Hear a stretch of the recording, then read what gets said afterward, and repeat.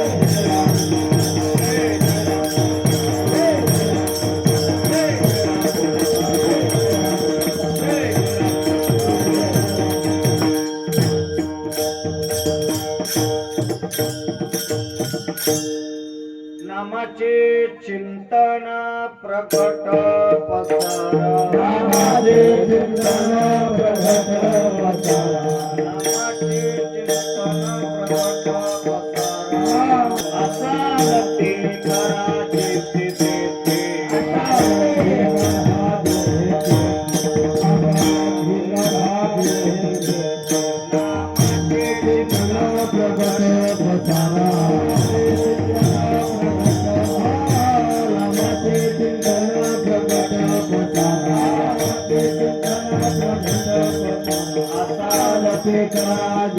ते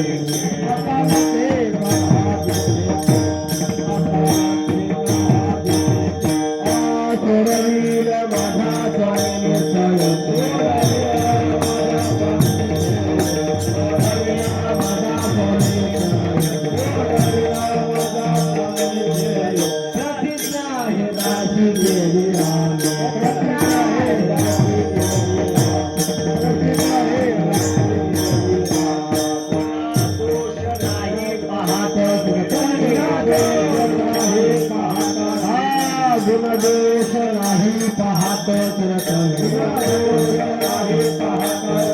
प्रेम चक्र पाणी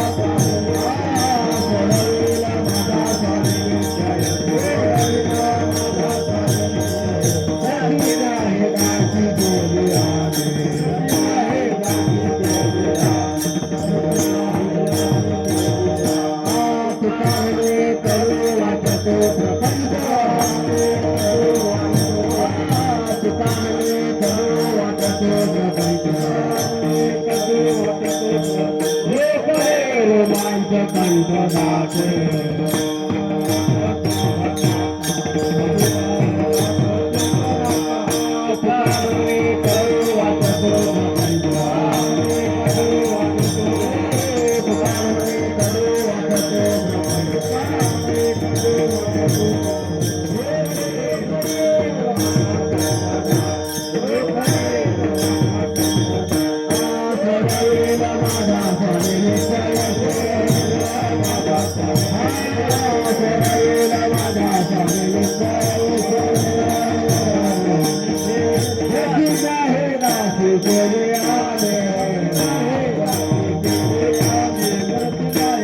बसारा नामाच्या चिंतने प्रगट नामाच्या चिंतने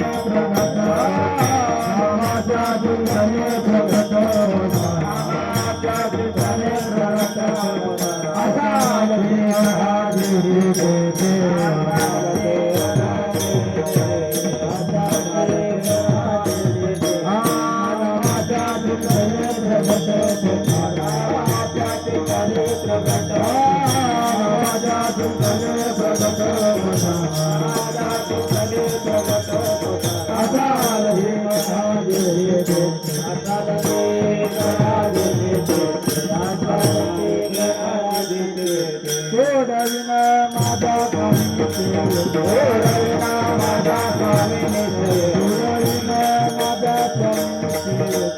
माझा स्वामी नित्य प्रतीत आहे दासी केली आहे दासी केली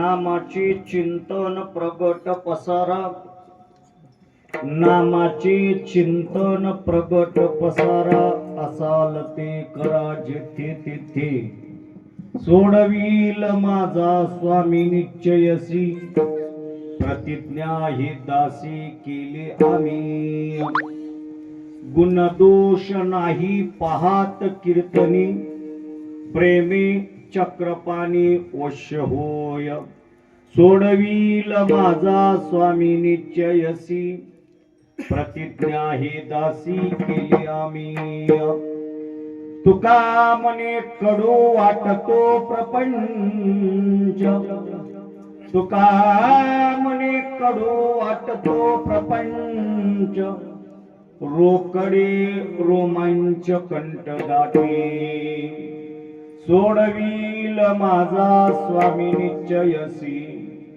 प्रतिज्ञा ही दासी केली आम्ही महायोग पीठे तटे भीमरत्यम वरम पुंडलिकाय धातुं मुनीन्द्रहि समागत तिष्ठन्तिमानंद कंदम प्रब्रह्मलिंगम भजे पांडुरंगम प्रब्रह्मलिंगम भजे पांडुरंगम जयांची केली स्मरण होय सकळ विद्येचे अधिकरण तेच वंदो श्री चरण ते श्री गुरूंचे नमस्कार आता नमो सद्गुरु तुकया ज्ञानदीपा नमो सद्गुरु सच्चिदानंद रूपा नमो सद्गुरु सच्चिदानंद रूपा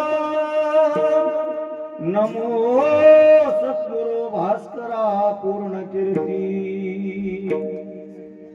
सेवे लागे सेवक झालो तुमच्या लागलो निज चरणा अहो स्वामी तुकया देवा यावरी न करावा वेर मस्तक हे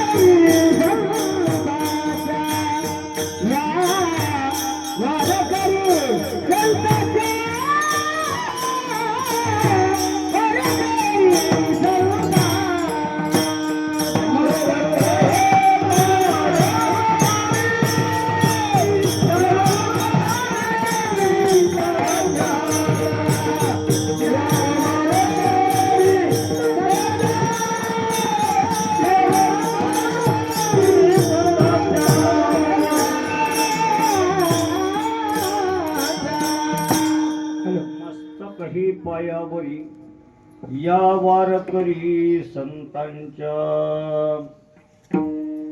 नामाचे चिंतन प्रगट पसारा नामाचे चिंतन प्रगट पसारा असाल ते करा जिथे तेथे सोडवील माझा स्वामी निश्चयसी प्रतिज्ञा ही दासी केली आम्ही किंबहुना अखिल कोटी ब्रह्मांड नायक भगवान परमात्मा पंढरीशाच्या चरणावर वंदन करून माऊली महावैष्णव ज्ञानोबा तुकोबार यांच्या चरणावर दंडवत घालून परमपूज्य सद्गुरु दादासाहेबांच्या चरणावर वंदन करून या ठिकाणी उपस्थित असलेल्या सर्व जीवांच्या चरणावर नतमस्तक होऊन प्रस्तुत प्रसंगी सेवेकरिता निवडलेला अभंग संत श्रेष्ठ विश्ववंदे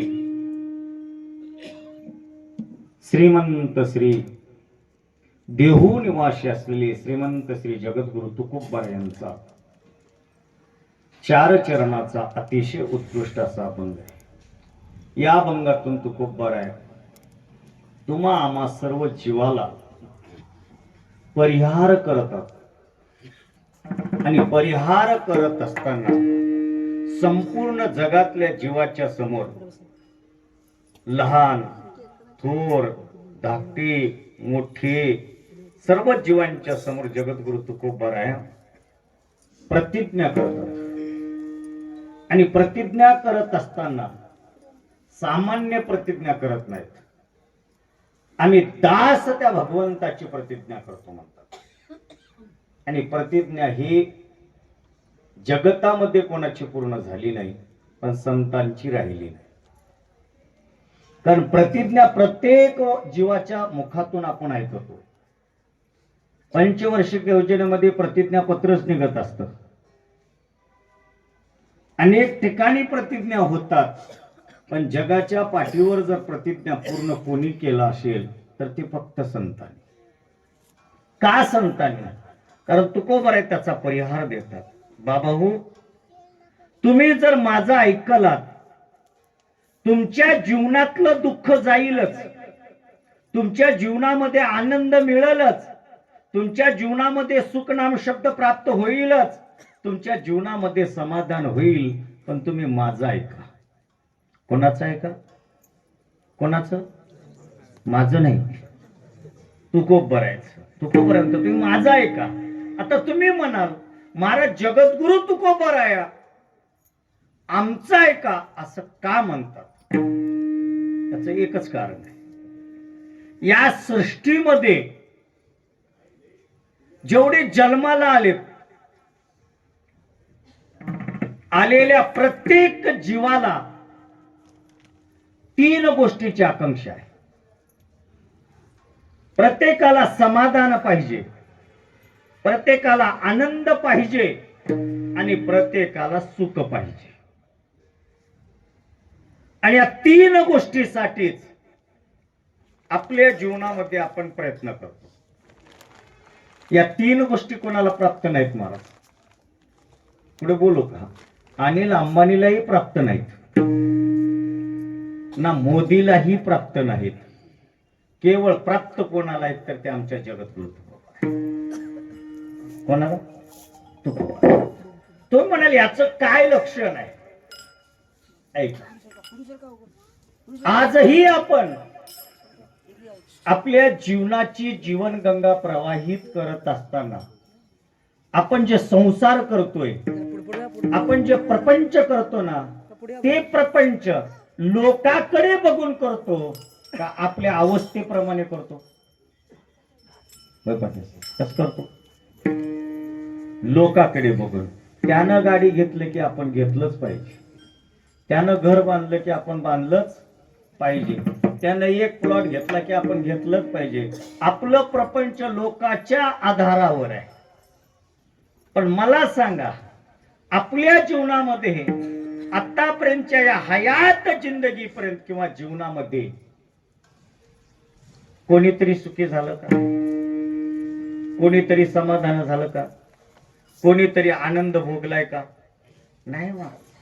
कोणाला आणि आनंद मिळाला नाही, कोणाला सुख मिळालं नाही, कोणाला समाधान नाही.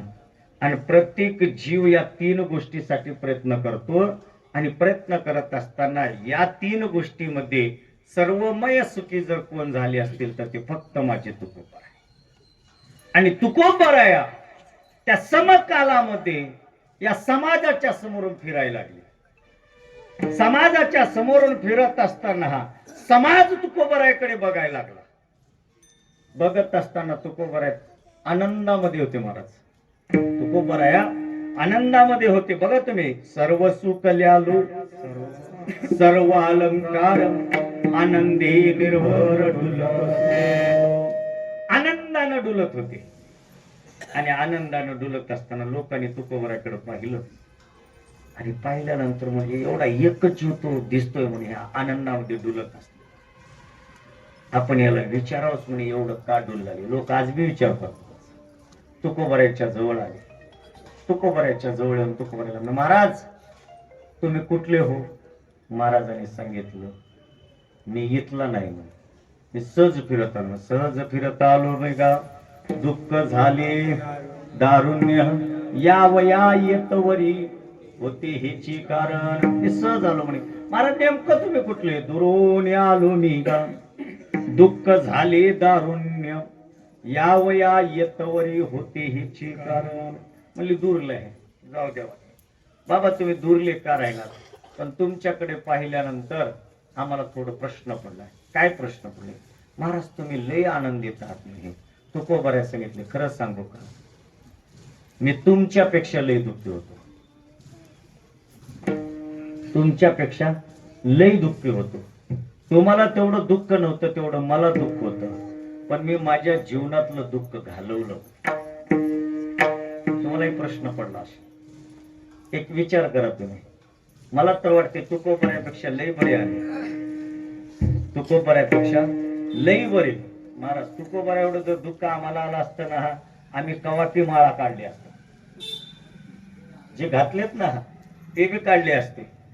कळत नसेल तर मी एका मिनिटात सांगतो, माझ्याकडे तो ऐका. जगद्गुरु तुकोबराय परमार्थ करत असताना तुकोबऱ्यासारखा निका परमार्थ कोणी केला? आणि जेव्हा बी आपण परमार्थ सख्यत्वानं करायला लागलो, आता आमच्या लक्ष्मण दादानं करायला लागले, हे सख्यत्व परमार्थ आहे, हे सख्यत्व परमार्थ आहे. कारण महाराज लोकांना एका बापाची कोणती ते करायला टाइम नाही. कोणाची? एका ज्ञानोबा तुकोबऱ्याची गुलाल करायला वेळ नाही लोकांना. पण एवढं 8 दिवस दुकान घालणं सामान्य गोष्ट नाही महाराज, सामान्य गोष्ट नाही. कारण हे दुकान काय सामान्य आहे का? हे दुकानाचे गिऱ्हाईक आहेत मोठे मोठे, जेवढे माईक पुढे तेवढे. नाही राग मानू नका, हे सामान्य दुकान नाही महाराज. 1 दिवसाचा कार्यक्रम करणं अवघड आहे, पण हे 8 दिवसाचं दुकान घालणं म्हणजे हे खऱ्या परमार्थातली पायरी आहे, खऱ्या परमार्थातली. कारण जगामध्ये अनेक असतील, कितीतरी श्रीमंत असतील महाराज, कितीतरी अगणित, पण उद्धार म्हणून राहत नाही. संत उधार उधार, संत उधार उधार,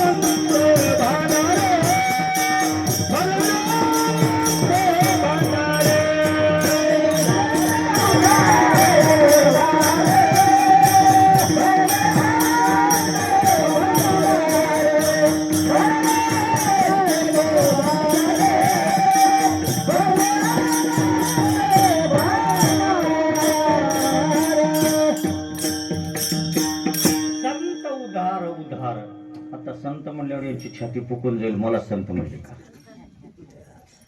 नाही, माझा तो विषय बी नाही, पण प्रमाण दिला बोलून जातो.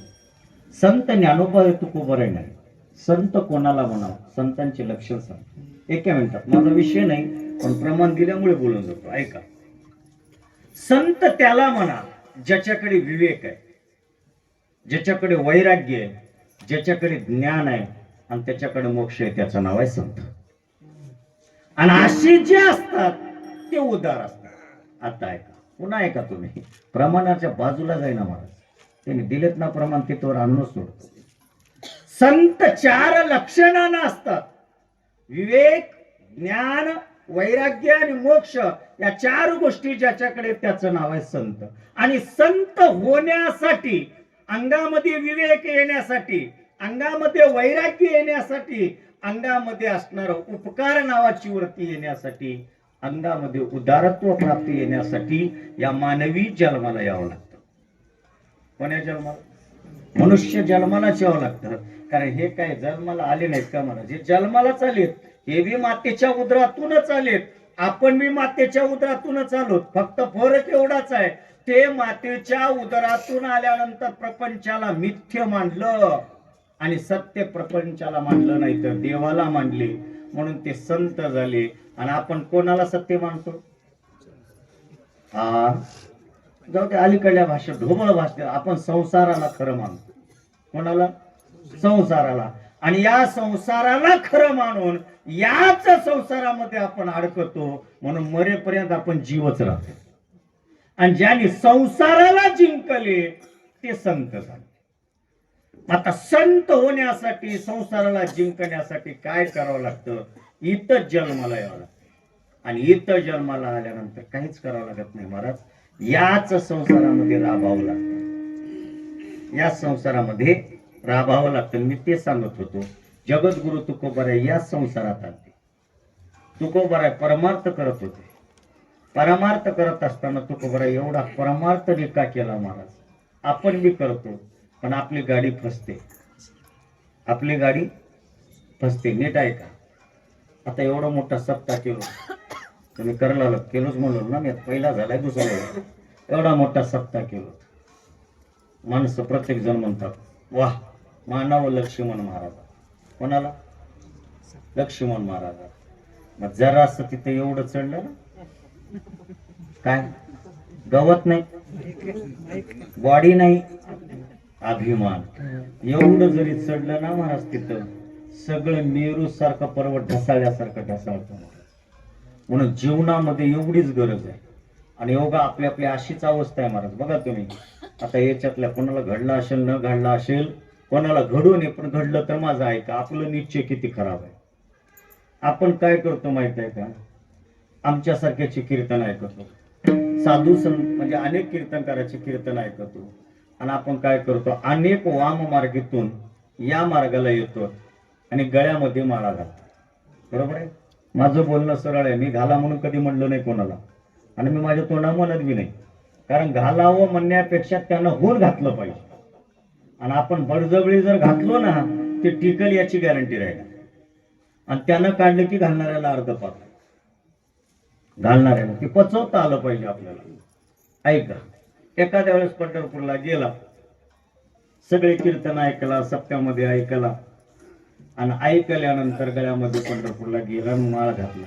यानं तिकडं माळ घालावून गावातलं कुत्र मराव गल्लीतलं. याचं कुठलं? गल्लीतलं माझं म्हणणार कुत्र मराव. इकडून फोन जातो, अहो तुम्ही पंढरपूरला गेलात बरं का?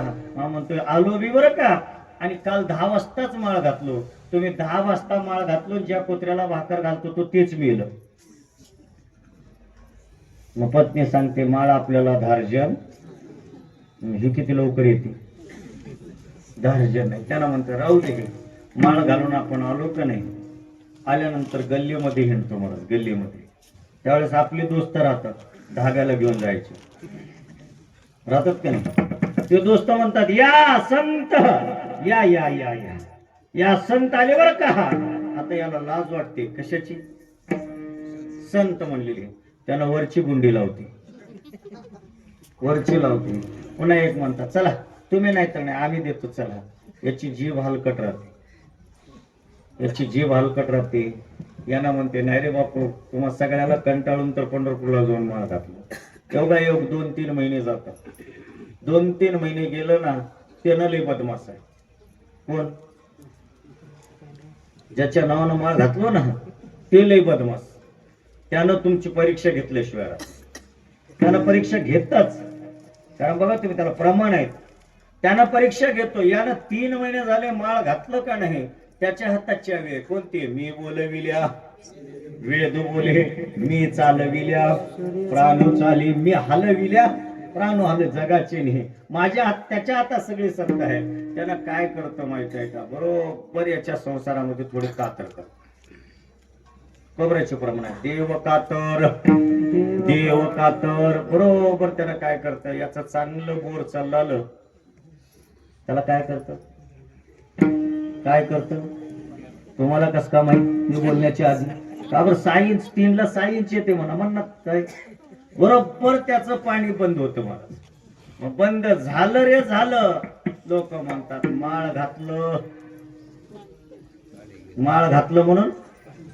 हे कसं पाठ आहे, पाठच आहे ना आपलं, व्यवहारच आहे आपला तसा. मला पाणी गेलं, लोक म्हणतात माळ घातल्यामुळे गेलं. आणि गेलं म्हणल्यानंतर याचं मन हलकट होत. खरंच मी माळ घातलो म्हणून कुत्र गेलं, मी माळ घातलो म्हणून पाणी गेलं. पहिले कसं होतं, चांगलं होतं. आता कसं झालं. आणि आपण माळ काढून टाकतो. काय करतो, हे सगळ्यात मोठं पाप आपल्या जीवनात.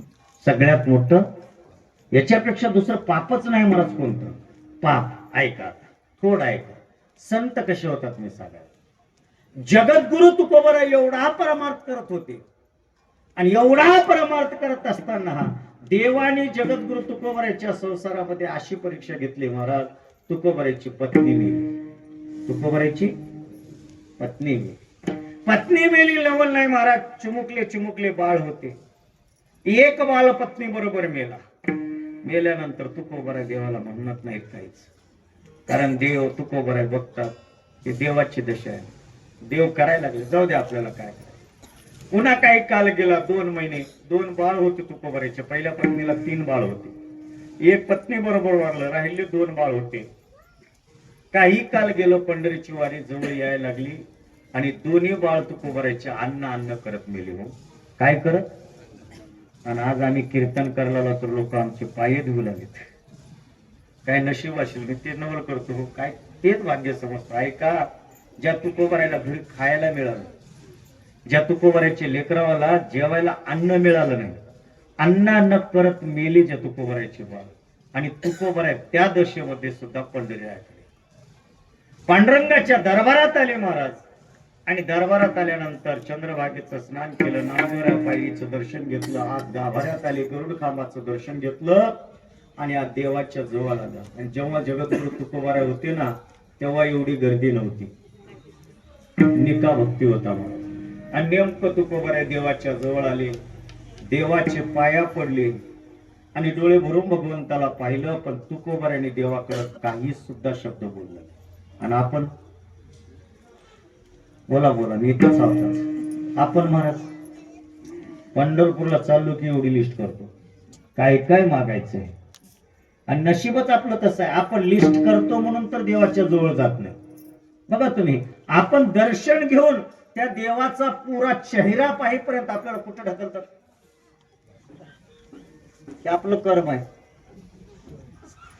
महाराज. आपलं पाप आहे ते. आपण देवाला डोळे भरून पाहेपर्यंत आपल्याला कंबर धरून बाजूला टाकतात. पण तुकोबराय देवाच्या जवळ आले, दोन्ही हात जोडले, देवाचं दर्शन घेतले. आणि दर्शन घेतल्यानंतर जगद्गुरु तुकोबराय बाहेर चालले. देवाला चिंता पडली, कसला जीव असेल म्हणजे, एवढं संकट आलं याच्या जीवनात, पण तोंड पसरून माझ्याकडे काही मागत नाही. चला आपणच लिंता घ्यावं. कोण म्हणायला, कोण. आणि आमच्या स्वप्नात येणार, आमच्या स्वप्नात येणार. देव म्हणले आपणच लिंता घ्यावं. आणि जगाच्या मालकानं जगद्गुरु तुकोबरायला हाक मारला. तुकोबरा म्हणले मागे कोणी नाही, पुढेही कोणी नाही. आणि उगा माझ्या कानावर ब्रह्म पडला असेल. तुकोबराने पुन्हा एक पाऊल उचललं, पुन्हा पुढे टाकले महाराज. आणि पुन्हा पाऊल टाकल्यानंतर पुन्हा देवाने हाक मारलं, तुकोबा. तुकोबराय म्हणजे माझ्या नावाचा हाक येते, आपण उत्तर दिलं पाहिजे. म्हणून तुकोबराने पुन्हा उत्तर दिलं, कोण म्हणल्यानंतर काय उत्तर आलं, जगाचा बाप बोलतोय म्हणे. कोणाचा, जगाचा बाप, मी देव बोलतो. तुकोबरायचे पाऊल पुढे गेलेले महाराज माघारी वळले, देवाच्या जवळ आले, हात जोडलं आणि देवाला म्हणायला लागले, देवा का बोलता म्हणल्यानंतर तू कोपा हे खरंच सांगू का रे, तू दशमीच्या दिवशी उशीर आला, पण सकाळपासून मी तुझी वाट बघत होतो. प्रत्येक वारकऱ्याला मी विचारलं आणि प्रत्येक वारकऱ्याला विचारल्यानंतर त्याने सांगितलं की तुकोबा वाईला येईल की नाही. आणि त्यांनी सांगितलं तुकोबा तुझी पत्नी मेली म्हणे, तुझे बाळ वारले म्हणे. देवा हो म्हणे, वारले. तुला दुःख वाटत नाही का? तुकोबा सांगितलं देवा खरंच सांगू का, आता तर लई सुखी झालो म्हणे, आता लई सुखी झालो. का? इटू तुझे माझे राज्य नाही दुसऱ्याचे काज. त्याने सांगितलं देवा आता मला काहीच नाही. का? आता बरं झालं म्हणे, बरे झाले देवा, निघाले दिवाळी, बरे या दुष्काळे पीडा गेली, सगळं बरं झाले देवा, मंगळ काहीच झाले नाही. आणि ज्याची वरती एवढी आहे ना, त्यालाच देव झुकतो, त्यालाच देव प्राप्त होतो. आपण कधी तर बरं झाले म्हणतो का? देवा तुला कळलं नसेल का माझं एवढं संसार चांगला आहे म्हणतो का नाही त्याला? म्हणून आपण जीवच राहतो. आणि तुकोबरायची वृत्ती अंतकरणातून मोठी झाली होती. का? कारण तुकोबरायकडे 3 गुण होते. तुकोबराय शांत होते, तुकोबराय दयावंत होते आणि तुकोबराय परोपकारी. ऐका तुकोबरायचं प्रमाण, ज्याच्या जीवनामध्ये हे 3 गुण आहेत तो साधूच्या लक्षणामध्ये येतो. आणि साधूच्या लक्षणामध्ये येण्यासाठी काय होतं माहित आहे का? ज्याच्याकडे दया आहे, ज्याच्याकडे उपकार आहे आणि ज्याच्याकडे असणार शांती आहे ना, तिथे एकच आहे मला, दया क्षमा शांती. तिथे देवाची. आता दया करत असताना काय केलं पाहिजे त्याला तुकोबराय एक प्रमाण देतात. जोडून यादन उत्तम व्यवहारे, जोडून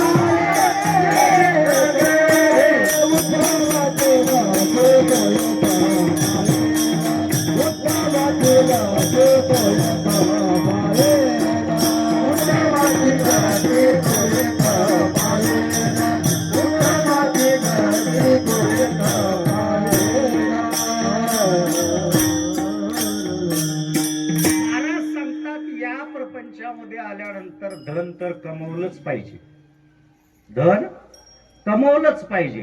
कारण जोडून या धन कीर्तन आहे. कारण ह्या प्रमाणाला अर्थ देण्यासाठी सिद्धांत द्यावा लागतं. सिद्धांत दिल्याशिवाय प्रमाण सुटत नाही. तुकोबराय सांगतात धन जमा केलं पाहिजे. आपण बी करतोच, कोण करत नाही ह्याच्यातलं? बोला ना. अंगद मामा सगळे करतात, पण कसं? याची टोपी याची टोपी त्याला. तुकोबराय सांगतात महाराज. थोडं मी माघारी येतो पुन्हा ऐका. तुकोबराय सांगतात धन कपाळीच्या मर्यादा सांगितली महाराजांनी. धन कमाईच्या तुकोबरायच्या प्रमाणा अभंगासह बोलतो मी ऐका. 25 वर्षापर्यंत अभ्यास केला पाहिजे. 25 वर्षापर्यंत अभ्यास केला पाहिजे. ब्रह्मचारी धर्म भोकावी बस एकच प्रमाण. त्याच्या पुढचा प्रमाण 25 ते 50 किती. आणि मी त्याच्यात बसतो. तर माझं 44 चालू आहे ना आणि 6 वर्ष आहे मला. पण नाही महाराज ऐका. 25 ते 50 या वयोगटामध्ये पैसे जमा केलं पाहिजे. काय जमा केलं पाहिजे. धन जमा केलं पाहिजे. आणि या 25 ते 50 वर्षामध्ये एवढं धन जमा केलं पाहिजे. पण याची टोपी त्याला केलं इमानदारीनं धन जमा केलं पाहिजे. जोडून या धन उत्तम व्यवहारे. मग 50 झाले ना. मग पुढचे 25 वर्ष वानप्रस्थ म्हणतात त्याला. म्हणजे संसारामध्ये राहायचं पण पैशाची आसक्ती ठेवायची नाही. खर्च करायचा. काय करायचं. खर्च करायचं. आणि पुढचे 25 वर्ष तुम्ही म्हणाला आम्हाला 60 वर्ष जगणं अवघड आहे तुम्ही चालू 75च्या. बरोबर ना. मी 100 वर्षाचं गणित सांगतो तुम्हाला. 100 वर्ष आपल्याला जगता येतं पण आपण वागलं पाहिजे. तसं काय केलं पाहिजे. आज आमच्या गावात 5 माणसं आहेत 105 वर्षाची. 5 माणसं आहेत 5. त्याने काहीच केलं नाही. पहिले 25 वर्ष चांगलं जीवन जगले. कुठल्या व्यसनाच्या आधीने गेले. आणि आपण व्यसन हे आपल्याला आवडतं झाले आता. चहा पासून तर गुटख्यापर्यंत, गुटख्यापासून तर मोबाईल पर्यंत. आणि खरं सांगू का मोबाईल तर एवढा बेकार व्यसन आहे महाराज. याच्यासारखं दुसरं व्यसन कोणी नाही. म्हणून आपण व्यसनाच्या अधीन चालू. पुढच्या 25 वर्षामध्ये आपण काय केलं पाहिजे. व्यवहार केला पाहिजे चांगल्या तऱ्हेचा. आणि त्या व्यवहारामध्ये आपण धन कमवलं पाहिजे.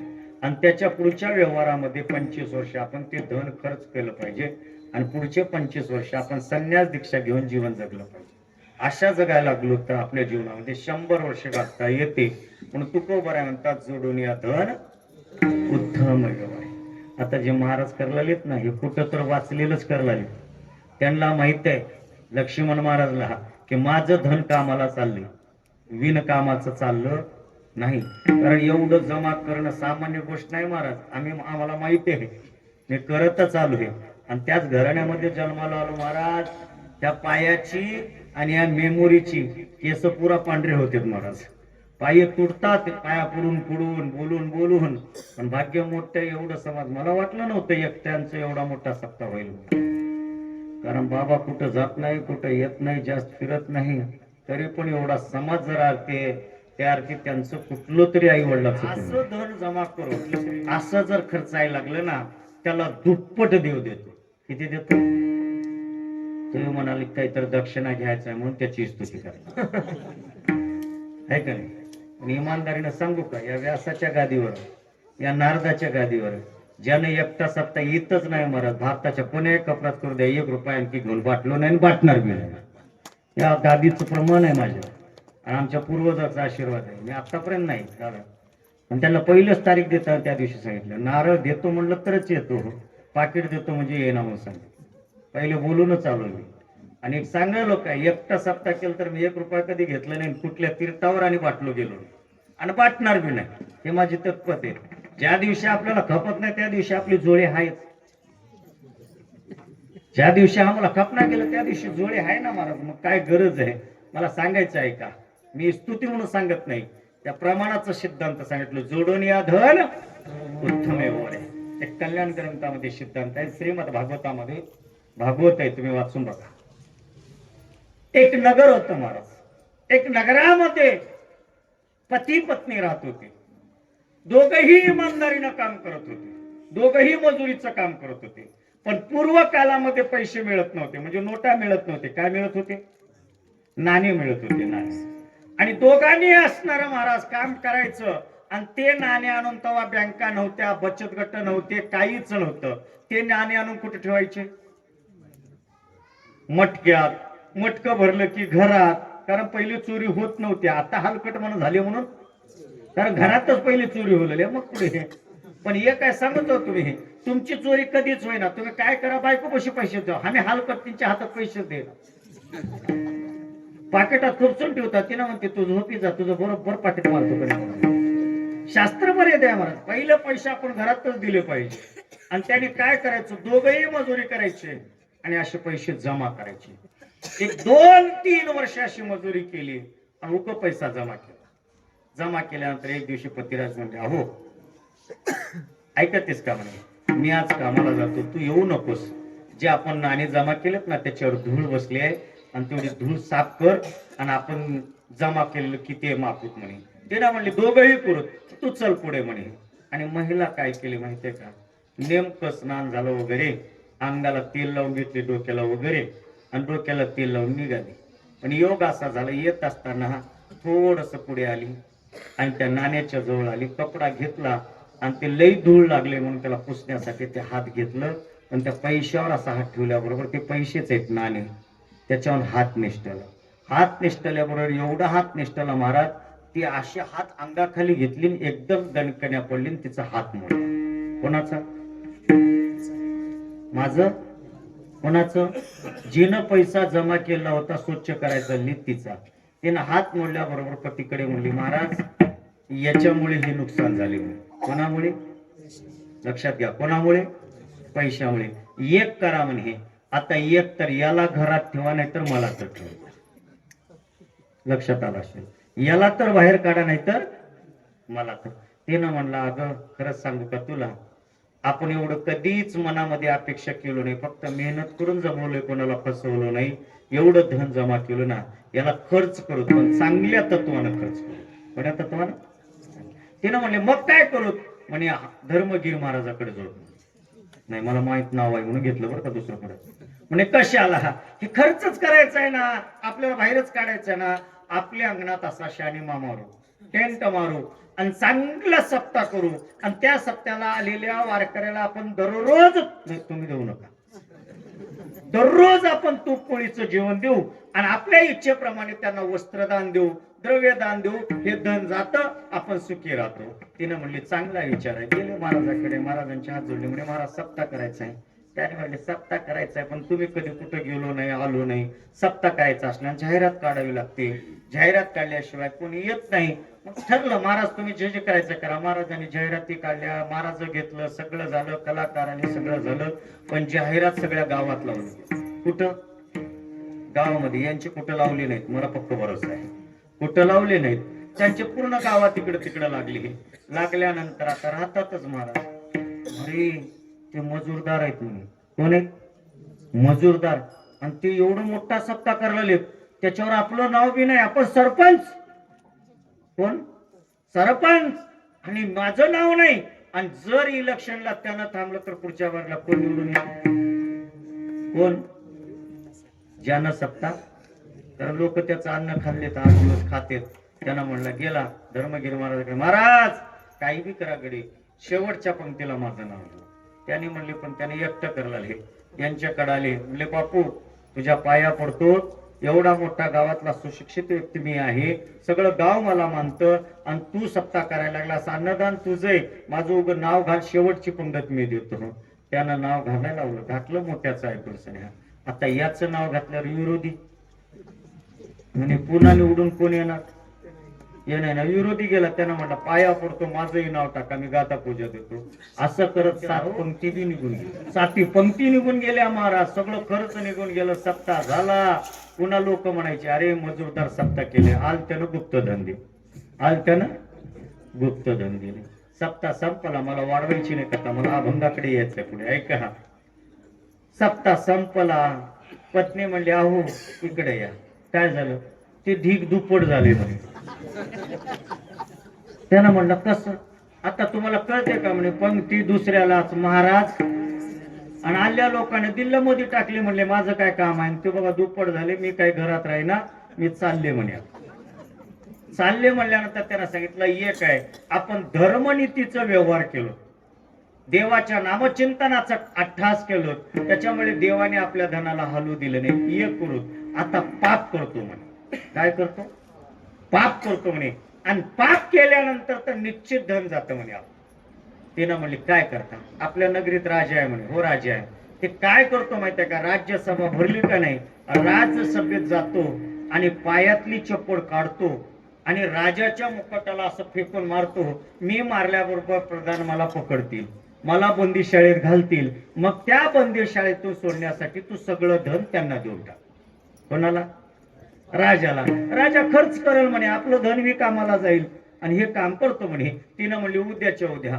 पुन्हा दुसरा दिवस उजळला, पुन्हा राज्यसभा भरली, पुन्हा याना आला, मध्ये आला महाराज. सगळी सभा भरली होती. लोक सांगितले हेच पुण्यवान आहे बघा म्हणे, सप्ताह केलं. कोण आहे? हाच पुण्यवान आहे, यानं सप्ताह केलाय म्हणे. यानं सप्ताह केला म्हणल्यानंतर राजानं प्रधानाला सांगितलं एक सुंदर फुलाचा हार आण म्हणे त्याला घालून. त्यानं म्हणला राजा हार बीर काही नको म्हणले की पायातलं वाण काढणार राजाच्या दिशेनं मारला ना महाराज. मारल्याबरोबर राजाच्या मुकुटाला लागला. मुकुटाला लागल्याबरोबर राजाचं मुकुट पडलं. राजाला राग आला. प्रधानाला म्हणला पकडा ह्याला, बेड्या घाला. पकडले, बेड्या घातले, आणले. पण योग असा झाला तर सांगू का, मुकुट पडल्याबरोबर त्या मुकुटातून सर्पाचं पिल्लू बाहेर आलं. कोणाचं? सर्पाचं. प्रधान म्हणला राजे तुमचा प्राण वाचला त्याच्यामुळे. तेव्हा का साप. राजा म्हणला सोडा, याला जेवढं देता येतं तेवढं धन देऊन टाका म्हणला. आता याला काय करायला गेला होता? काय करायला गेला होता? पहिले काय करायला गेला होता? मला सांगायचं काय, नीट मला वाढवायचं नाही. ज्यानं जीवनामध्ये सात्विक धन जमा करतो आणि उदार तत्वानं वेच करतो ना, मी म्हणत नाही मला तू कोबर आहे, जोडून या धन उत्तम व्यवहारे उदास विचारे वेच करी उत्तमची गती तो एक पावेल उत्तम भोगील जीवकानी ज्याची दशा अशी आहे त्याला संत म्हणतात. आणि अशा संतांमध्ये माझे जगद्गुरु तुकोबाराय होते. म्हणून संतांनी जगद्गुरु तुकोबारायांनी देवाला सांगितलं, देवा माझा प्राण जरी गेला तरी मी तुझ्याकडे हात पसरणार नाही रे, मी तुझ्याकडे कधी अपेक्षा करणार नाही. फक्त माझं एकच काम आहे म्हणे, मी माझ्या जीवनामध्ये तुझा दास झालो ना, त्या दासत्वाला कधी कलंक लावणार नाही. फक्त एकच म्हणून घेऊन बळीयाचे अंकित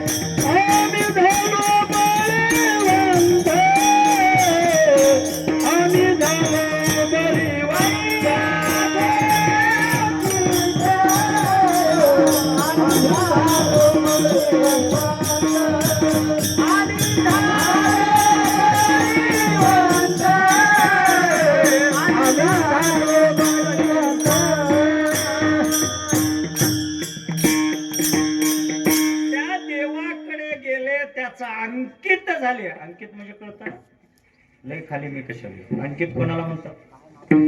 दासाला. कायेनं वाचेनं मनानं आत्म्यानं देहानं जो भगवंताचा दास होतो त्याला अंकित म्हणतात. आणि जो अंकित होतो ना त्याला जगतामध्ये सर्व सुखी म्हणतात. आता मी चरित्र सांगत नाही, फक्त नाव सांगतो. जगाच्या पाठीवर जगद्गुरु तुकोबाराच्या अगोदर एक अंकित झाला होता. आज प्रत्येक गल्लीला त्याचं मंदिर आहे. कोण? हनुमान. बस मला जास्त सांगायची गरज, मी पहिले सांगितलं. कोण? दासत्व पै निकट हनुमंती केली म्हणून केली. एवढंच नाही महाराज, अंकित झाले म्हणून हनुमंतासारखा सुखी जगामध्ये कोणी नाही. तसं तुकोबारा म्हणतो, देवा मी तुझा अंकित झालो.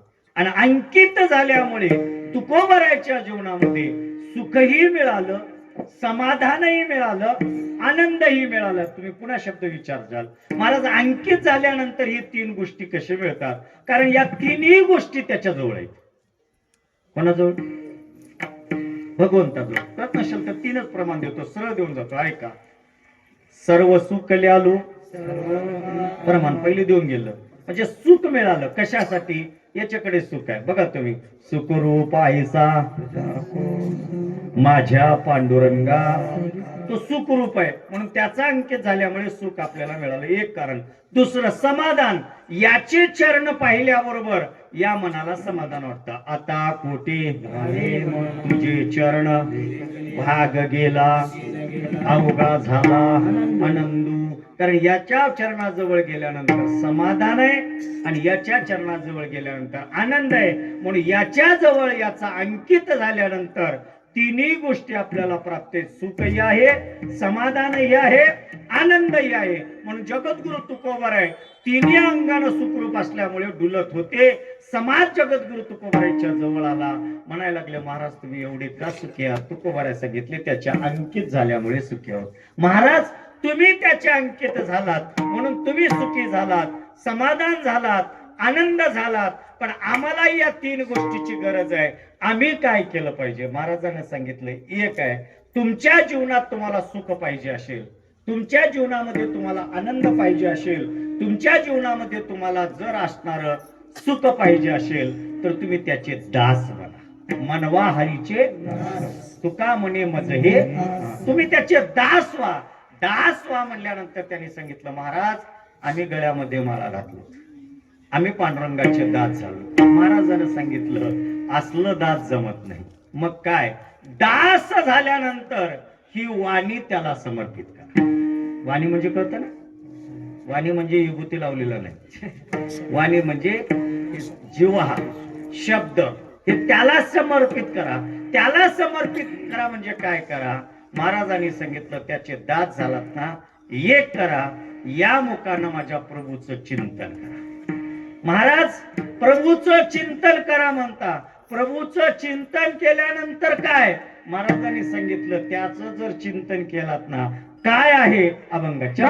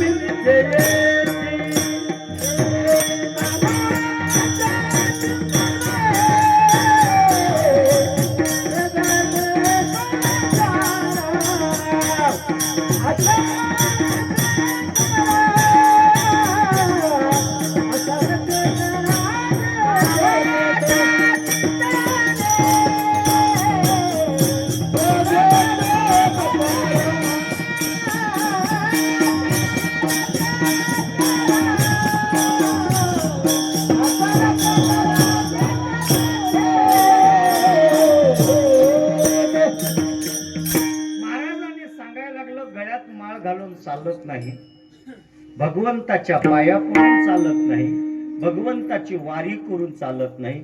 कारण महाराजांनी आपल्याला सांगितलं याच्यातलं नवल नाही महाराज. त्या प्रमाणात सरळ तुकोबाराने बोलले, नीट ऐका. प्रमाणामध्ये थोडं मागे पुढे थोडस.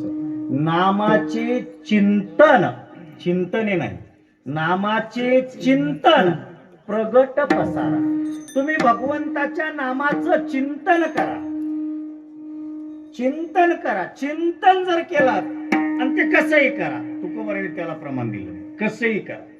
जर चिंतन केले नाहीत ना, मग तुमचा वाया गेला. थोडं प्रश्न पडेल, महाराजांनी आपल्याला बोलले याच्यातला नवल नाही महाराज. तुकोबाराने देवाला म्हणले, देवा तू मोठा नाहीस, देवा तू मोठा नाहीस, तुझं नाव मोठं आहे. तुला तुझी किंमत नाही जगामध्ये, पण कोणाची किंमत आहे?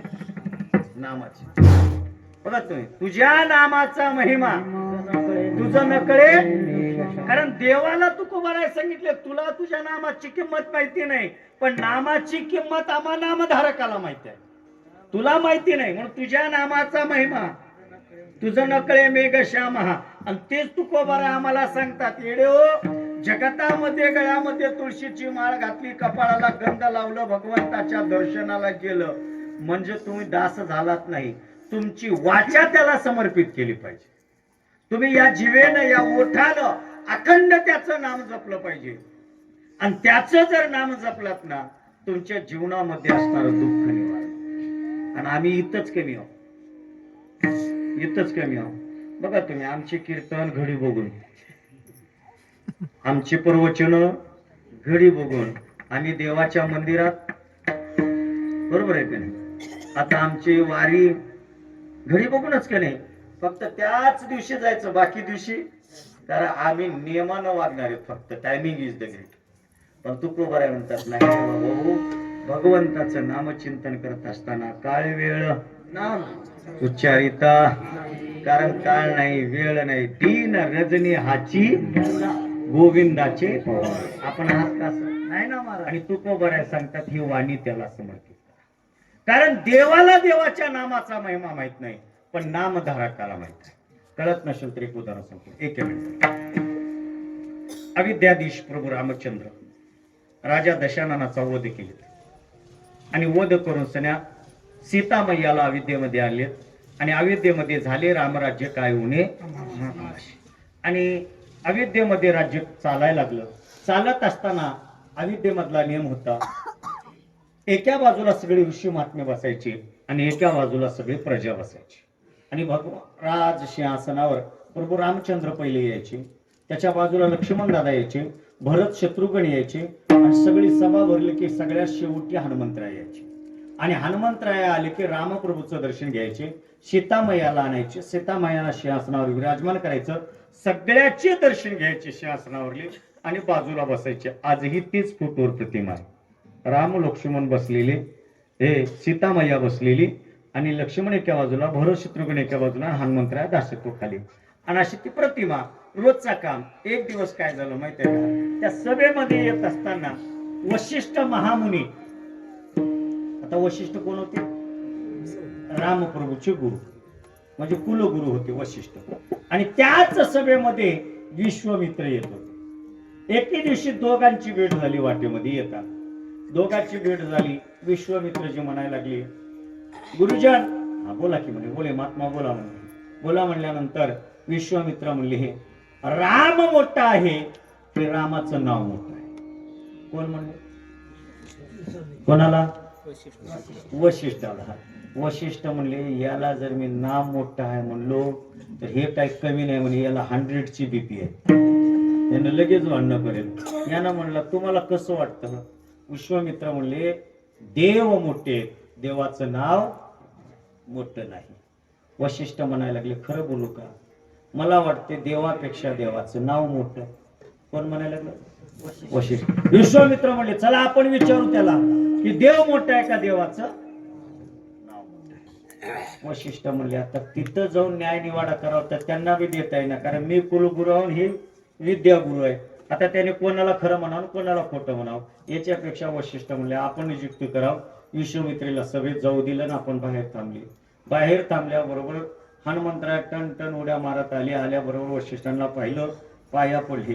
वशिष्ठ सांगितले, हनुम्या काय म्हणे, तुझी वाट नारद बघलाले. तुम्ही नारदाला पहिलंच गाठलं होतं. नारदजी दिसल्याबरोबर हनुमंतराय गेले. घाली संत असे असणे, पूजा करी काया वाचा म्हणे. आज भाग्य आहे माझं, देवाच्या दर्शनाला जाण्याअगोदर संतांचं दर्शन झालं, नारदांचं दर्शन घेतलं.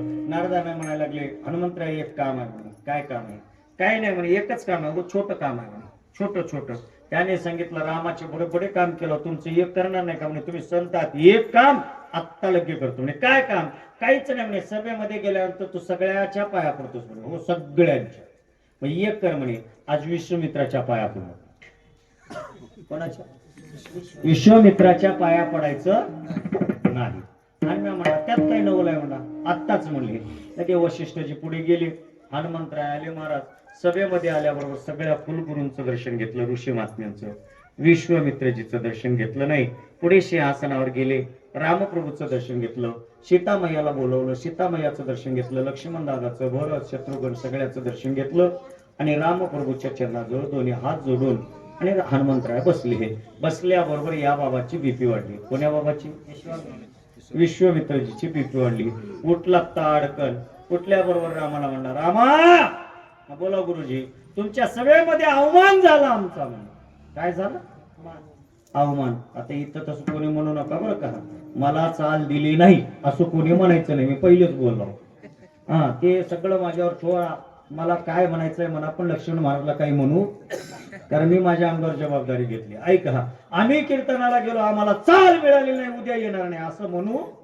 आत्ताच कळकळीची पाया पडून विनंती करतो बरं का. ऐका, हा, रामप्रभू म्हणायला लागले, देवा तुमचा अवमान कोण केला? त्याने सांगितलं, या सभेमध्येच माझा अवमान झाला. रामप्रभू उग बसाव का नाही, तडकन उठले. उठल्या उठल्या म्हणले, देवा तुमचा अवमान ज्यानं केलाय ना, त्याला उद्या सूर्यदर्शन नाहीच म्हणे. कळाला? कळालं? ज्यानं तुमचा अपमान केलाय त्याला आत्ताच्या आत्ता मृत्यूदंड शिक्षा देतो म्हणे. हा म्हणला, मीच केला. मनात म्हणला, पण हे मी केलो खरं आहे, पण कराय कोण लावले? शास्त्र सांगतं संताचं ऐकावं म्हणे. आता त्या नारदाचं ऐकलो तर उद्या सूर्यदर्शन नाही म्हणे. ना हनुमंतरायाच्या डोळ्यातून अश्रू गळायला लागले, पट पट पट पट. रामप्रभू म्हणायला लागले, गुरुजन उद्या सूर्य उदयाच्या अगोदर त्याचं शिरछेद तुमच्या जवळ राहील, त्याचं नाव सांगा. तुमच्या जवळच बसले म्हणे. हनुम्या, हो देवा मीच केलो म्हणे. मग उद्याचं सूर्यदर्शन तुला नाही म्हणे. कारण रामप्रभू आपल्यासारखे नव्हते. कसे होते? एक वचनी, एक बाणी, एक पत्नी, धर्मशास्त्राचे होते. हनुम्या रडायला लागला ना महाराज, घळ घळ घळ रडायला लागला. हनुमंतराय सीतेमय्याकडे गेला, वशिला लावला. मैया कसं म्हणे, तुझा बाबा माहित नाही का कसा आहे म्हणे. मी उग एक बार सोडून गेलो तर 14 वर्ष भोगावं लागले म्हणे. तुझ्या बाबाचं मी काय सांगू, बघून घेतोस तू म्हणे. यांना म्हणलं, आई तुम्हाला एवढं सहाय्य केलं तर थोडं तर सहाय्य करा. आई साहेब काही बोलाय नाहीत. लक्ष्मण दादा, भरत, शत्रुघ्न सगळ्याकडे गेले. कोणी सांगितलं, रामप्रभूचे वचन हे प्रतिबद्ध वचन आहे, त्याला कोणी मोडू शकत नाही. रडत रडत रडत घडी आला. अंजनी माता होती महाराज आश्रमामध्ये. अंजनी मातेच्या जवळ गेला, दोन्ही चरण दर्शन घेतलं मातेचं. मातेने विचारलं, हनुम्या काय झालं रे तुला? असं असं झालं. असं असं झालं म्हणजे कोणा NTR तिथं उतरलाच. कोणता? नारद. हे जिओ टावर तिथं उतरला आणि पाठीमागे यानं दोघं बोलत असताना नारायण नारायण भजन करायला लागला. अंजनीनं बघितलं. अंजनी माता म्हणले, हनुमंतराय नारद महात्मे आले, दर्शन घे. त्यांचंच दर्शन घेऊन हे भोगला लावून म्हणले. हे जे रडला लावून ना, त्यांच्याच दर्शनाचं फल आहे म्हणे. अरे झालंय काय? नारद महात्म्यांनीच सांगितलं म्हणे, आई की तू विश्वामित्राचं दर्शन करू नको, म्हणून त्यांचं ऐकून मी केलो नाही. आणि न केल्यामुळे त्या रामप्रभूने विश्वामित्रजींना वचन दिलंय की उद्या सूर्यदर्शन नाही. आता मला सांग, रात्र होत आली, आता एवढेच दिवस राहिले तुला बघायचे, आणि त्या नारदाच्या जवळ कशाला जाऊ म्हणे. जा जा, महात्मा आहे, जा म्हणे. गेले महाराज. आता नारदानं सांगितलं, आणखी एक आहे. त्यानं म्हणला एक ऐकलो तर उद्याचं दर्शन नाही आणि आता ऐकलो तर मातेचं दर्शन मुकणार आहे म्हणे. आईनं सांगितलं नारदा संताच्या वचनावर विश्वास ठेवला पाहिजे रे. ऐक नारदा. नारदाचं ऐक म्हणल्यानंतर हनुमंतराय पुन्हा जोडले. काय काही नाही हनुमंतराय एक कर म्हणे. काय कर माझ्यावर विश्वास आहे ना. विश्वास आहे म्हणून तर पहिलं ऐकलो आता ऐकलो म्हणे. संताची पायी हा माझा विश्वास आहे म्हणे. मग काय काही नको म्हणे. तू काय कर माहिती आहे का जवळ गंगा आहे म्हणे आहे त्या गंगेला जा स्नान कर मोठ्या शिळेवर बस आणि प्रभूचं भजन कर आणि ते भजन करत असताना या हृदयामध्ये त्या प्रभूचं नाम बसव. त्यानं म्हणलं ते तर पहिलंच आहे. ते तर पहिलंच आहे. मग तेवढंच कर दुसरं काही करू नकोस. बघ तुझा प्राण कसा जाते त्याला माझी गवाही आहे. कोण म्हणायला लागलं. नारद महाराज. योग झाला ना महाराज. चंद्र उदय संपला पहाटेच ब्रह्ममुहूर्त आलं. नारदजी गंगेला गेले स्नान केले आणि त्या शिळेवर येऊन बसले आणि शिळेवर बसल्यानंतर दोन हातामध्ये दोन चिपळ्या घेतल्या. डोळे मिटवले. मिटवत असताना प्रभूचं रूप डोळ्यामध्ये घेतलं हृदयामध्ये ठेवलं आणि हातामध्ये चिपळ्या घेऊन भगवंताचं भजन करायला लागले. सिया राम राम राम राधा राम राम सीताराम राम राम राजा राम राम राम. ब्रह्ममुहूर्त झाला महाराज. हनुमंतराय भजन करायला लागले. हनुमंतराय भजन करत असताना रामप्रभू ब्रह्ममुहूर्तावर उठले. हातामध्ये शस्त्र घेतलंय आणि बाण घेऊन अख्ख्या अविद्या हुडकू लागले. कोणाला कोणाला हनुमंताला. हनुमंता कुठे हनुमंता कुठे हनुमंता कुठे. सीता मैया म्हणली गेला गेला म्हणल्या. प्रभू सांगितले मी काय सामान्य नाही म्हणे. अंजनीच्या गुंपाला गेले. अंजनी मातेला विचारलं. अंजनी सांगितलं रात्री आला होता पण ब्रह्ममुहूर्तावर कुठे गेला की एवढं म्हणेपर्यंत महाराज विश्वामित्रजी हजर. कोणापाशी रामप्रभूशी. रामा बोला गुरुदेव मला माहिती होत रे तुझ्याने ही घडणार नाही.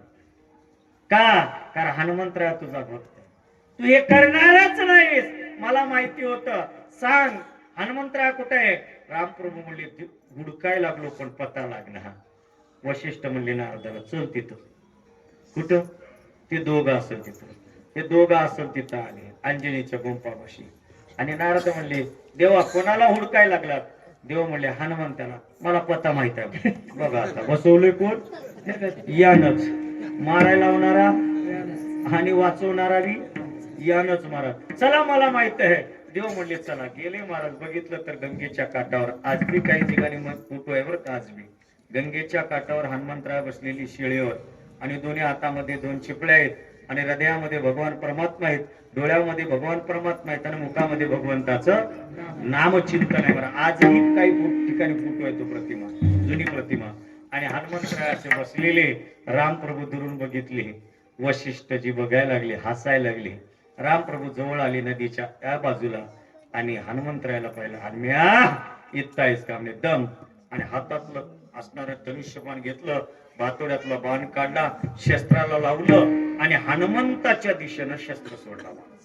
शस्त्र सोडल्यानंतर रामाचं शस्त्र होतं. कोणाचं जगाच्या मालकाचं शस्त्र निघालं ते आणि हनुमंताच्या जवळ गेलं. हनुमंतरायाला प्रदक्षिणा केलं आणि प्रदक्षिणा करून रिटर्न रामाच्या भातोड्यात येऊन. कोणाच्या पण हनुमंतरायाला काही केलं नाही. विश्वामित्रजी तवा तर ओळखाव का नाही. विश्वामित्रजी म्हणायला लागले रामा मला माहिती होते हे होणारच आहे. हे होणारच आहे. थांब म्हणे. आणि थांब म्हणून विश्वामित्रजी काय केलं माहित आहे का. भगवंताच्या जवळ थांबले. हातामध्ये असं हात धरलं आणि भगवंताला म्हणायला लागले 10,000 वर्ष निष्काम वर्तीनं जर मी असणारा अनुष्ठान केला असेल तर त्या अनुष्ठानाच्या मनावर एक शस्त्र मला प्राप्त व्हावं. किती 1000 वर्ष 10,000 आणि एक शस्त्र तयार झालं जे धनुष्याची काडी आणि ते दिलं रामाच्या हातात. आता येते का बघत म्हणे महागाय सोड. रामप्रभू म्हणले त्यात काय नवल आहे. घेतलं धनुष्याला लावलं काडी सोडली महाराज. पण योग ऐका रामप्रभूच्या हात पहिली जी काडी होती त्या हनुमंतरायाला प्रदक्षिणा करून भातोड्यात आली होती. दुसरी निघालेली काडी गेली आणि हनुमंताच्या चरणालाच थांबली. वापिस हृदयात लागली नाही. विश्वामित्राची तापड झाली. विश्वामित्राची म्हणायला लागले, देवा अरे तू देव आहेस, ते भक्त आहे, एका भक्ताला तुझ्यानं मारणं होत नाही का? सांग, मी माझा देवपणा नाही. वशिष्ठ जवळ होते. वशिष्ठानं सांगितलं, येड्या, मारणारा देव आहे, मारणारा आणि तारणारा चुकलं. तारणारा नाम आहे. मग देव मोठा आहे का नाम मोठं आहे? नाम मोठं आहे. वशिष्ठानं विश्वामित्राला सांगितलं, येड्या 10 वर्षाची तपश्चर्या वाया घातलास, पण नामापुढे शून्य झालं. जरी मारायला देव आला तरी मुखामध्ये नाम घेतल्यानंतर तो मृत्यू जवळ येऊ शकत नाही. म्हणून देवापेक्षा देवाचं नाम मोठं आहे. म्हणून माझे जगद्गुरु तुकोबाराय सांगितले, तुम्ही ज्या अवस्थेत आहात, जिथं आहात, तिथं तुम्ही काय करा, माझ्या प्रभूचं चिंतन करा. नामाचे चिंतन प्रगट पसारा, असाल ते करा जेथे तेथे. तुम्ही कामामध्ये आहात तर कामामध्ये सुद्धा, कामामध्ये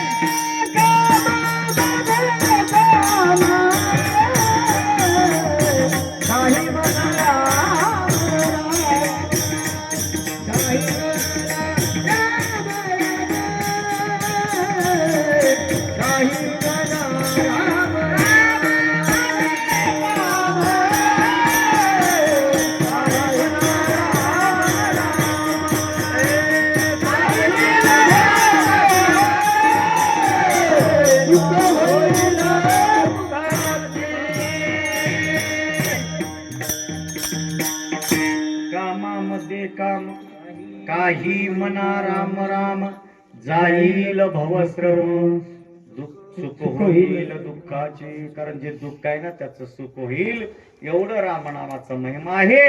म्हणून तुकोबाराय सगळ्या जीवाला सांगायला लागले, तुम्ही भगवंताचं नामचिंतन करा. तुम्ही नामचिंतन करा म्हणल्यानंतर आताच्या अंगद मामासारखे, दुसऱ्याचं कशाला नाव घेऊ, आमच्या सावकारासारखे असे 4-5 जण तुकोबारायच्या जवळ आले. महाराज, आम्ही आज 50 वर्ष झालं पंढरयाची वारी करतोय, आमच्या गळ्यामध्ये माळ आहे, आम्ही गंध लावतोय, आम्ही भगवंताचं नामचिंतन करतच आलो, पण आम्हाला फळ मिळालं नाही. महाराज सांगितले, आजपर्यंत तुम्ही नामचिंतन करत असताना विश्वासानं ठेवलं नाही, भावनेनं घेतलं नाही, भक्तीनं घेतलं नाही, म्हणून तुम्हाला फळ मिळालं नाही. आता माझ्या शब्दावर विश्वास ठेवा, माझ्या शब्दावर विश्वास ठेवा आणि विश्वास ठेवून तुम्ही नामचिंतन करा. निश्चित तुम्ही किती दुःखात असाल तर माझा स्वामी तुम्हाला सोडवेल.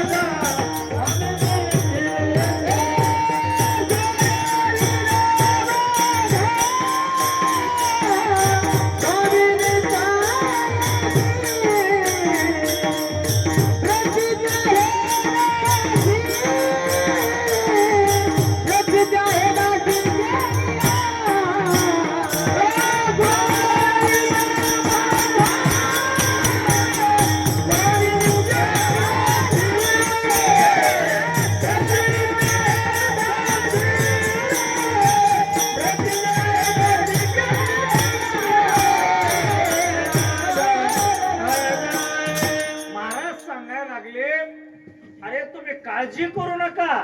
आतापर्यंत गेलं ते जाऊ द्या, आता तरी पुढे नका करू नाश.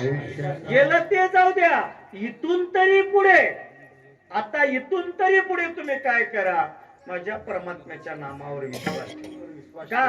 नाम आणि त्या नामाचं तुम्ही चिंतन करा. बस चिंतन केल्यानंतर माझं स्वामी तुम्हाला सोडवेल. महाराज अशी प्रतिज्ञा दररोज करतात. आता आपण मिळतं प्रत्येक पंचवार्षिक योजनेमध्ये प्रतिज्ञापत्रच मिळतात. तुमच्या घरी पाणी येईल, पाईप आमच्या घरला जाईल. बरोबर आहे की नाही? किती प्रतिज्ञा हो, प्रत्येकाची प्रतिज्ञा नाही त्याच्या प्रतिज्ञा येतात. अहो हे तर सामान्य प्रतिज्ञा होती. या जगाच्या पाठीवर राजा दशरथाने प्रतिज्ञा केली होती का नाही? ज्यानं सगळ्या देवाला बंदिशात ठेवलं होतं, ज्याला हजारो पंतू नातू खातू होते, एवढा दशानन होता, ज्याच्याकडे संपूर्ण धन होतं महाराज, पण त्या राजा रावणाची सुद्धा प्रतिज्ञा पूर्ण झाली नाही. मग ते साधक म्हणले, महाराज तुमची प्रतिज्ञा कशी पूर्ण होईल? महाराजांना सांगितलं, आमची प्रतिज्ञा याच्यासाठी होईल की आम्ही त्याच्या अंकित असल्यामुळे. पुन्हा लक्ष द्या, आम्ही त्याच्या अंकित असल्यामुळे, म्हणजे दास असल्यामुळे, आणि दासानं केलेली प्रतिज्ञा हा परमात्मा आमचा पूर्ण करतो. सोडविल माझा स्वामी निश्चय. मला असं कुठं तरी झालंय का? महाराजांना सांगितलं असं भागवतामध्ये झालंय, असं महाभारतात सुद्धा झालंय. कळत नसेल तर मी जास्त इकडे तिकडे जात नाही, तुम्हाला सगळ्याला ती कथा माहिती आहे, फक्त वरून आवृत्ती देऊन जातो. ऐका, या जगाच्या पाठीवर बापाचं लग्न लावण्यासाठी पोरग ब्रह्मचारी आहे. बस कळालं, मला जास्त मध्ये जायचं नाही, कळावं म्हणूनच एवढंच म्हणलो. बापाचं लग्न लावण्यासाठी पोरग ब्रह्मचारी आहे. ऐकणारा नवला वाटेल, कारण भीष्म हा गंगापुत्र, म्हणजे गंगा मातेच. माता गंगा समर्पित झाली, भीष्मचारी एकटेच राहिले, लहान होते, आणि त्यांच्या वडिलांनी त्यांचा सांभाळ केला. 12 वर्षाचे झाले. 12 वर्षाचे झाल्यानंतर त्यांचे वडील त्यांचा संगोपन करायला लागले. एक दिवस धर्मदाता राजा होता, अरण्यामध्ये सहज फिरायला गेला. वनामध्ये गेल्यानंतर प्रधानजी संघ होते, दुपारची वेळ होती, तहान लागली, आणि तहान लागल्यानंतर पाण्यासाठी भटकत असताना एका ऋषी आश्रमापाशी जाऊन ऋषी आहेत का हात मारलं. ऋषी नव्हते, पण ऋषी कन्या होती. कन्यानं पाणी आणलं आणि राजानं पाणी पिला, पण कन्येच्या रूपाला पाहिलं आणि राजा भुलले गेले. भुलल्यानंतर मनामध्ये एकच धुकधुक लागली, आता गंगा तर गेलेली आहे, दुसरी पत्नी करण्यामध्ये काय हरकत नाही, आपलं एवढं भोग्य राज्य आहे, आपल्याला काहीच कमी नाही, आणि हिला विचारावं. मनामध्ये विचार केले, पण घरी गेले न विचारता. घरी गेले, पुन्हा 2 दिवस राहिले, पुन्हा 3 दिवसानं परत आले, आणि पुन्हा तिथंच आले, ऋषी आश्रमापाशी आले, हात मारले ऋषीला. ऋषी आत होते, पाणी मागितलं, आलं, पाणी मिळाले, पिले, आणि ऋषीला विचारला, ऋषी तुझ्या मुलीचं लग्न करायचंय का? ऋषीनं सांगितलं, काय हरकत नाही राजन, तुम्ही म्हणता तर काही नवलाव नाही, तुमची आज्ञा असेल तर लग्न तयार आहे. पण लग्न तयार आहे म्हणल्यानंतर त्यालाही माहिती नाही माझ्या मुलीचं लग्न कोणाशी करायचं. एवढ्यामध्ये ऋषी म्हणायला लागला, लग्न करायला तयार आहे, पण मुलगा कोण आहे, आपण मुलीला विचारू आणि करूया. मुलीला बोलवलं, राजकन्येला, त्या ऋषी कन्येला विचारलं, बाई तुझं लग्न करायचंय का? तिनं म्हणले, करायचं, काय हरकत नाही, ते त्याची आज्ञा. त्याने म्हणले, मग लग्न करायचंय. मग त्यावेळेस ऋषीने विचारलं, मुलगा कोण आहे? त्याने सांगितलं, तुझ्या समोर थांबलेला, म्हणजे मीच आहे. म्हणजे मी नाही बरं, मीच आहे. राजा म्हणायला लागला, मीच आहे, माझंच लग्न करायचंय, माझंच लग्न करायचंय. म्हणल्यानंतर ऋषी कन्येला माहिती होतं की याचं सुंदर बाळ तेजपुंज आहे, त्याचं नाव आहे भीष्म, आणि तो भीष्म तेजपुंज आहे, आणि तो एवढा बलवान आहे, आणि त्याच्याशी लग्न केलेलं बरं, पण याच्याशी बरं नाही. तिला काहीच म्हणली नाही महाराज, न बोलता मध्ये निघून गेली. राजा राजवाड्यात आले. 8 दिवस झालं अन्न खाल्लं नाही, सारखी चिंता लागली, मी लग्न करावं म्हणावं लागलो, पण भीष्म अडवायला लागला, कारण की तिनं भीष्माचार्याचं वर्णन केलं होतं. 8 दिवस अन्न खाल्लं नाही.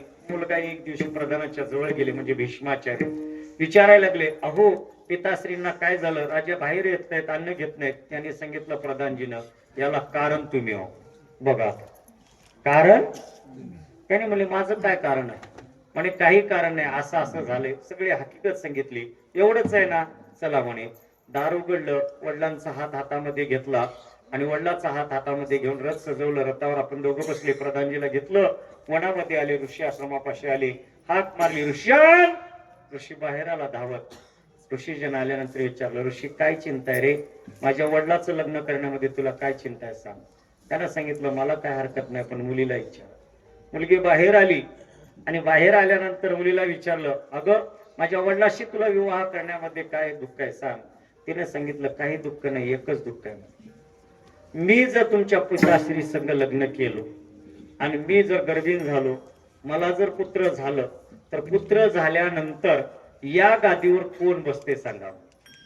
कोण बसते? बोला ना तुम्ही. तुम्ही आता सध्या तर लिहिली नाही का ना. या गादीवर हिस्सा कोणाचा मिळतो? ज्येष्ठाचा. म्हणजे या गादीचे मालक तुम्हीच होणार आहात. कोणाला म्हणायला लागली? भीष्मा होता मला. तुम्ही या गादीचे मालक होणार आहात. मग मला मुलगा होऊन तो मुलगा तुमची सेवा करावा आणि तुम्ही मात्र राज्यवैभव भोगावं, याच्यामुळे माझ्या तुमच्या पिताश्री संग मला लग्न करायचं. बस एवढंच आहे ना? एवढंच आहे का? एवढंच आहे. थांबा. कमंडलू आणा म्हणे ऋषी महात्मा. कमंडलू आणला महाराज.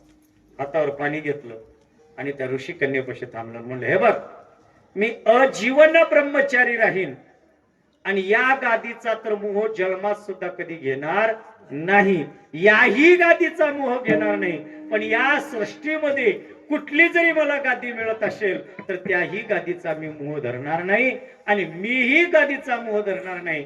आणि पुढे मी लग्न न करता ब्रह्मचारी राहील. म्हणजे माझा संतान होऊन हिस्सा सुद्धा मागणार नाही, पण माझ्या बापाशी लग्न. याला पुत्र म्हणावं. आता देतोस की रात्री पुत्र म्हणावं महाराजाला. भीष्माचार्याने संकल्पना सोडली, लग्न केलं, पुढे मोठं झालं. मला सांगायचं एकच आहे महाराज, की आमच्या भीष्माचार्याने अखिल कोटी ब्रह्मांड नायकाच्या समोर संकल्पना केली, दास म्हणून घेतलं, म्हणून अजीवन ब्रह्मचारी राहिले. म्हणणे पक्षा तुको भरायला म्हणावं लागला. भीष्म पण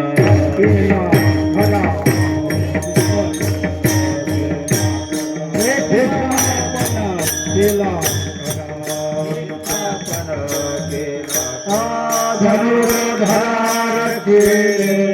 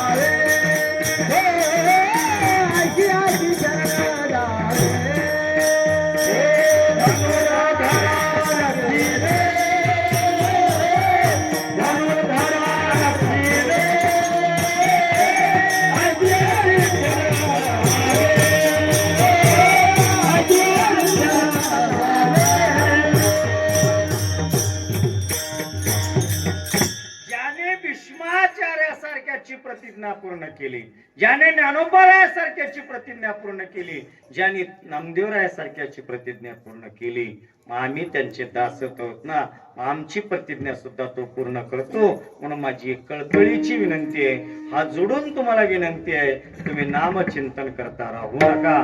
नामचिंतन करा, नामचिंतन करा, नामचिंतन करा.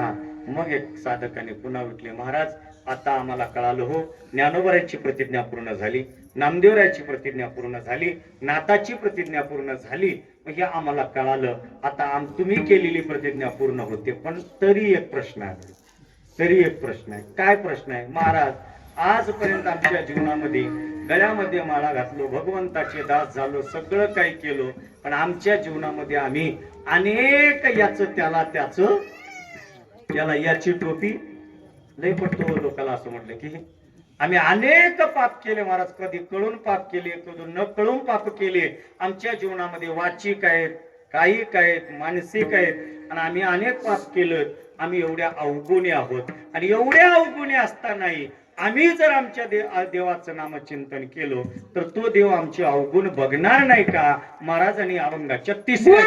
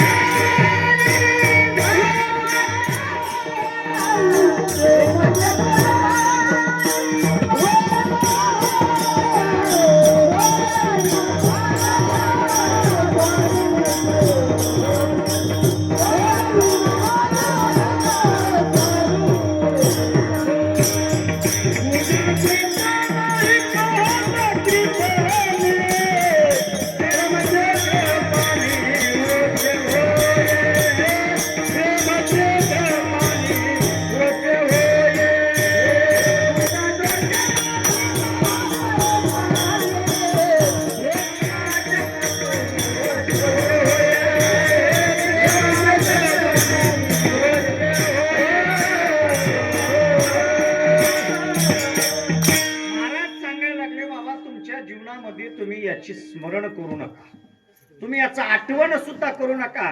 कारण आमचा भगवान कसा आहे माहित आहे का?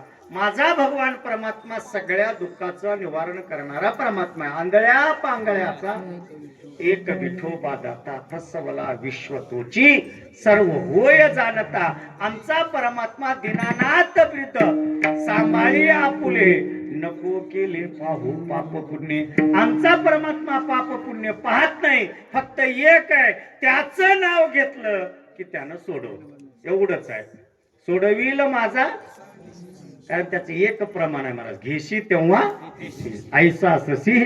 त्याचं नाव तुम्ही घ्या, त्यानं तुम्हाला दुःखातून सोडवतो. फक्त नाव घेतलं पाहिजे. महाराज असं कधी आहे का? चिंतन प्रगट पसारा असाल ते करा, जे ते सोडविल माझा स्वामी निश्चयसी. प्रतिज्ञा ही दासी केली आम्ही, गुणदोष नाही पाहत कीर्तनी. प्रेमे चक्रपाणी वश्य होय. आणि याच्या जीवनामध्ये ज्याची अशा अवस्था होते ना, त्याला संसार कसा होतो अभंगाच्या शेवट.